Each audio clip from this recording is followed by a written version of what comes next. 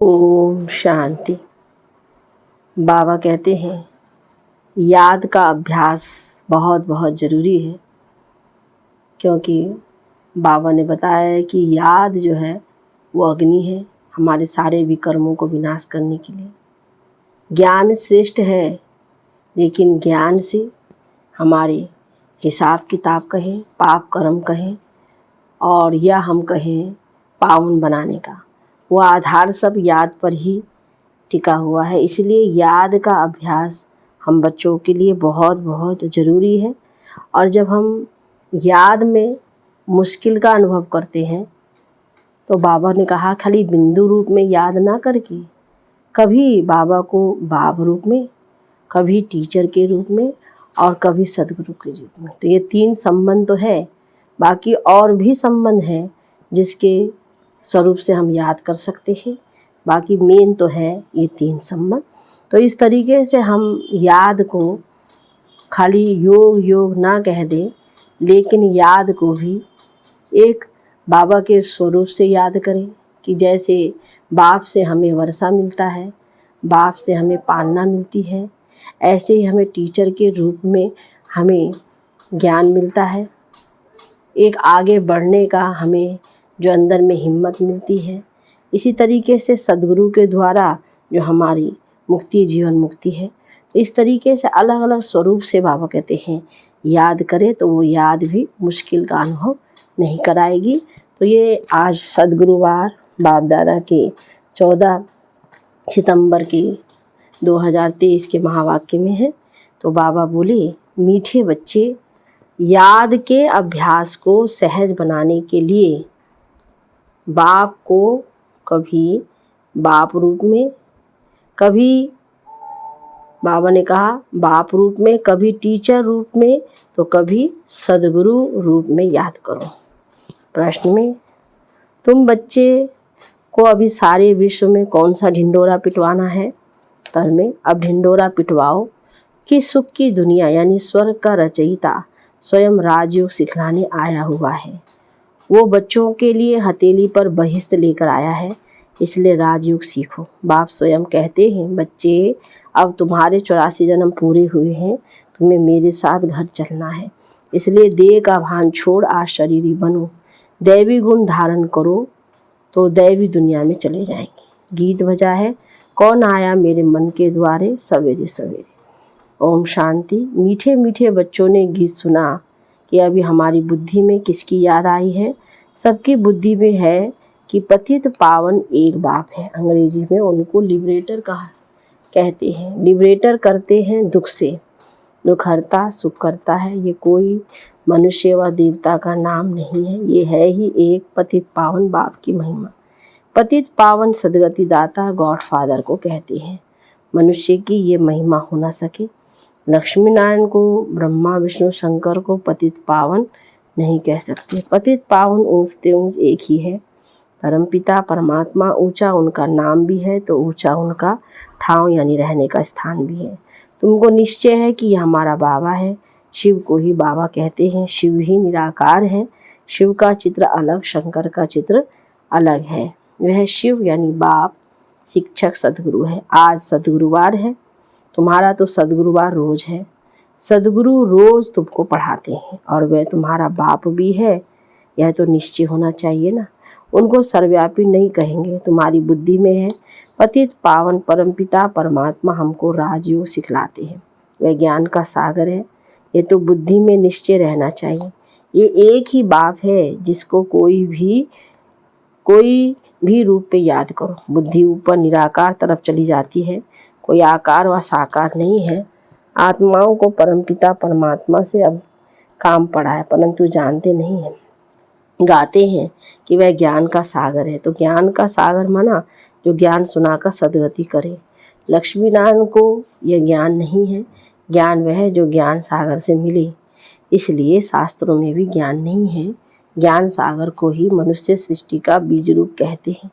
बाप क्रिएटर है, वह है बेहद का बाप और सब है हद के बाप।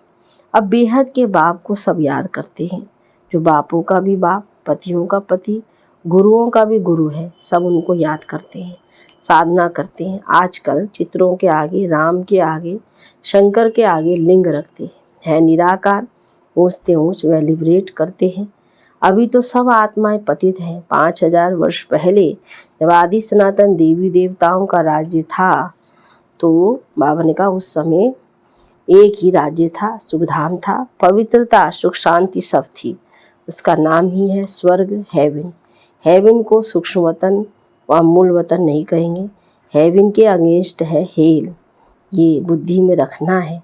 एक बेहद के बाप को ही याद करना है, उनसे स्वर्ग का वर्षा मिलता है। सदगुरु राजयोग सिखलाते हैं, पावन दुनिया में ले जाते हैं।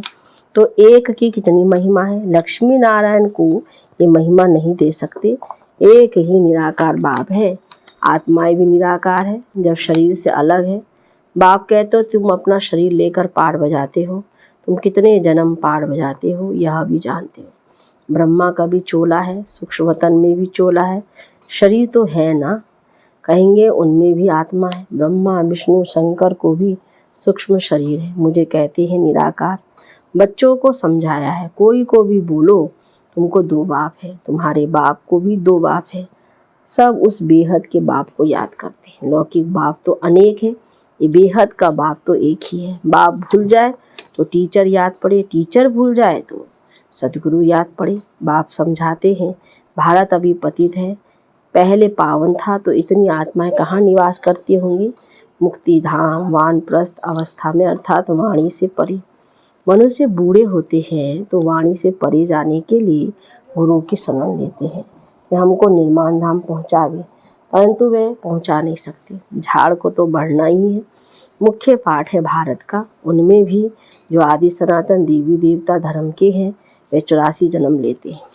आत्मा परमात्मा अलग रहे बहुकाल तो हिसाब करना चाहिए ना। बहुकाल अर्थात जो पहले पहले इस सृष्टि पर पाठ बजाने आते हैं तो बरोबर 84 जन्म उनके ही हैं। 84 का चक्र ही कहते हैं, 84 लाख का चक्र नहीं कहते। तुम बच्चों को 84 का चक्र समझाया गया है, आगे नहीं जानते थे। इनसे पूछेंगे तो इनकी आत्मा भी जानती है ना, ब्रह्मा की आत्मा। 2 आत्माओं का राज भी समझाया है। दूसरी आत्मा प्रवेश कर सकती है, अशुद्ध आत्मा का भी प्रवेश हो सकता है, तो परमपिता परमात्मा भी आ सकते हैं। बाकी कहते हैं मैं निराकार ना हूँ तो राजयोग कैसे सिखलाऊँ, मुझे ही ज्ञान सागर कहते हैं। मनुष्य श्रेष्ठ स्वर्ग की स्थापना तो नहीं करेंगे ना। बाप को ही कहा जाता है हेवनली गॉड फादर। वैकुंठ की राजधानी है, एक तो नहीं है ना। श्री कृष्ण है नंबर 1 प्रिंस, सतो प्रधान। तो सतो प्रधान को ही महात्मा कहा जाता है, अकेले को कुमार कुमारी कहा जाता है। कुमारी का मान बहुत होता है। सगाई हो गई फिर भर पवित्र रहते, फिर भी युगल तो हो गए ना। फिर कुमारी का नाम बदल जाता है, फिर माता पिता बन जाते हैं। बच्चा पैदा हुआ तब कहेंगे माता पिता, शादी के बाद समझेंगे या माता पिता है, तो अंडरस्टूड है ही कि संतान भी होगी। फिर उनको कुमार कुमारी नहीं कहेंगे। तुम बच्चे जानते हो अभी श्री कृष्ण पूरी स्थापन हो रही है। वहाँ एक ही देवी देवता धर्म है, बाकी हर एक धर्म का शास्त्र भी अलग अलग होता है। कहते हैं फलाने का धर्म शास्त्र ये है, हम फलाने धर्म अथवा मठ पर जाते हैं। आत्माओं को आकर अपना पाठ बजाना है। कोई से पूछो गुरु नानक फिर कब आएगा, वह तो कह देते ज्योति ज्योत समाया। तो क्या उनको फिर आना नहीं है? सृष्टि चक्र कैसे रिपीट होगा? गुरु नानक की जब सोल आई तो उनके पिछाड़ी सिख धर्म वाले आते जाते हैं। अभी तो देखो कितने हो गए हैं, फिर भी रिपीट करेंगे ना। बताओ फिर कब आएंगे? तो बता नहीं सकेंगे। तुम कहेंगे यह तो 5000 वर्ष का चक्र है। गुरु नानक को 500 वर्ष हुए, फिर 4500 वर्ष के बाद आकर सिख धर्म स्थापन करेंगे। हम आदि सनातन देवी देवता धर्म स्थापन करते हैं, फिर और भी नंबरवार आकर धर्म स्थापन करेंगे। कोई बच्चे कहते हैं हमारी बुद्धि में इतना नहीं बैठता है। अच्छा, थोड़ी बात तो बैठती है ना। भक्तों का भगवान बाप एक ठहरा।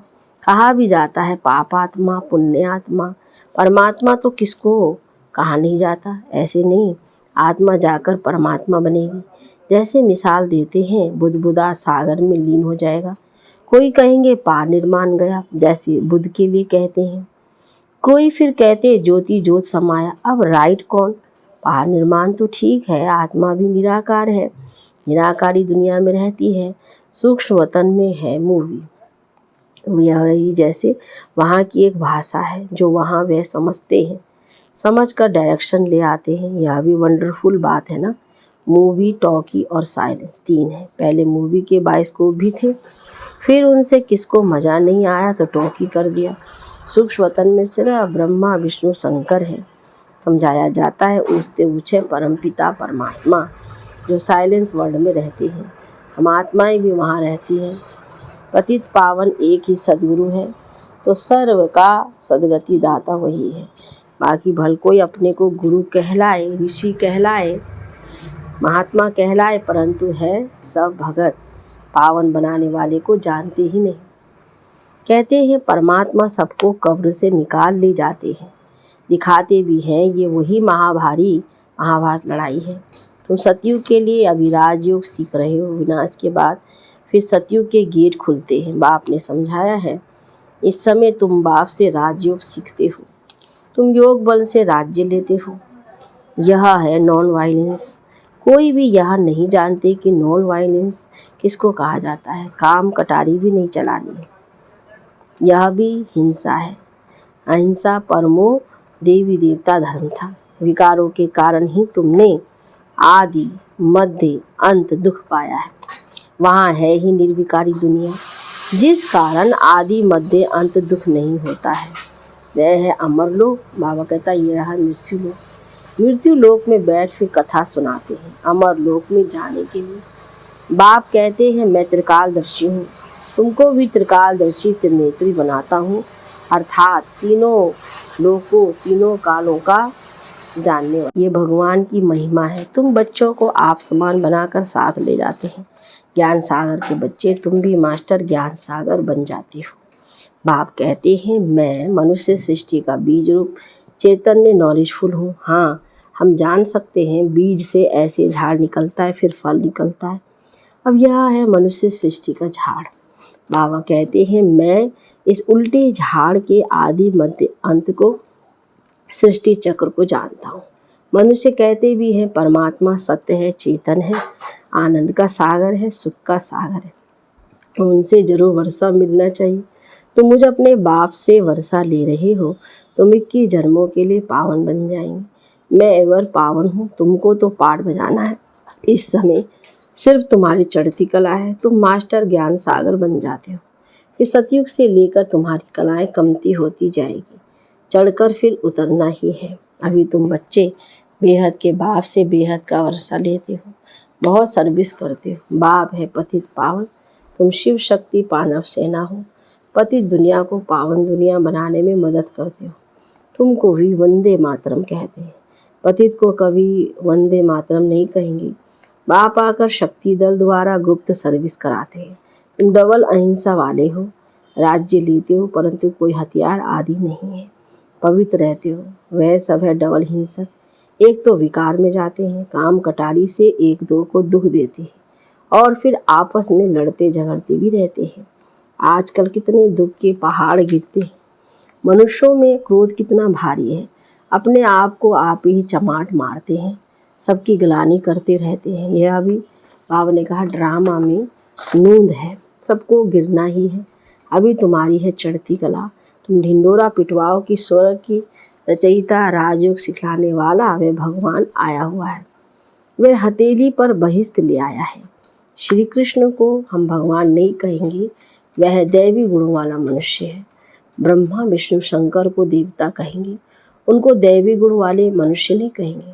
दैवी गुण सतयुगी मनुष्यों में है, आसुरी गुण फिर कलयुगी मनुष्यों में है। दैवी गुणवान और आसुरी गुणवान मनुष्य ही बनते हैं। तो बाप बैठ समझाते हैं, तुम बाप को क्यों भूल जाते हो। घड़ी घड़ी बाबा ने कहा मुझे याद करो, तुम्हारे 84 जन्म पूरे हुए, अब मैं तुमको राजयोग सिखलाने आया हूँ। फिर भी तुम घड़ी घड़ी भूल जाते हो। दे अभिमान छोड़ अपने को आशरीरी समझो। अच्छा, माता पिता बाप दादा का मीठे मीठे सिखिलदे बच्चों प्रति याद प्यार और गुड मॉर्निंग। रूहानी बाप की रूहानी बच्चों को नमस्ते, रूहानी बच्चों की रूहानी बाप दादा को गुड मॉर्निंग, नमस्ते बाबा, नमस्ते। धारणा के लिए मुख्य सार में पहली पॉइंट में बाप समान त्रिकालदर्शी त्रिनेत्री त्रिलोकीनाथ बनना है। बाप की महिमा में स्वयं को मास्टर बनाना है। दूसरी पॉइंट, डबल अहिंसक बनना है। किसी भी विकार के वशीभूत हो हिंसा नहीं करनी है। बाप का मददगार बन सबको पावन बनाने की सेवा करनी है। वरदान में ज्वाला रूप की याद द्वारा स्वयं को परिवर्तन कर ब्राह्मण से फरिश्ता सो देवता भव विस्तार। जैसे अग्नि में कोई भी चीज़ डाली जाती है तो नाम रूप गुण सब बदल जाता है।